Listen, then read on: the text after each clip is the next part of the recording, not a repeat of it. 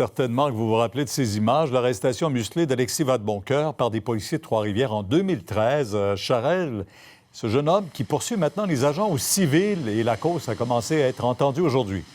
Le procès débutait aujourd'hui sans la présence d'Alexis Vadeboncoeur parce qu'il est détenu dans un autre dossier au criminel, un dossier de menaces. Vous l'avez dit, cette arrestation en 2013 avait fait énormément réagir. Ça s'était passé dans le stationnement du cégep de Trois-Rivières. 4 policiers de la ville de Trois-Rivières qui avaient arrêté Alexis Vadeboncoeur après qu'il ait commis un vol dans une pharmacie. Il s'est passé vraiment 2 processus judiciaires en lien avec cette arrestation. Un procès au criminel qui s'est conclu en 2017. Je vous rappelle d'ailleurs que 3 des 4 policiers ont été acquittés dans ce procès au criminel et donc le procès au civil qui débutait aujourd'hui. On tente de savoir donc s'il y a eu force abusive qui aurait causé des dommages et intérêts à Alexis Vadeboncoeur. C'était au départ une poursuite, Pierre, de 2,3 millions de dollars contre ces 4 policiers.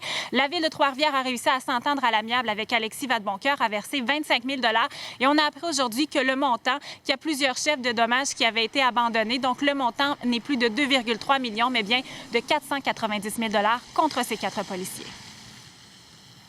Même s'il y a eu un acquittement au criminel, il peut y avoir, et c'est ce qu'on prétend, une faute civile qui est condamnable et qui est compensable en termes monétaires. L'identité de la personne qui s'est fait arrêter, pour nous, a assez peu d'importance.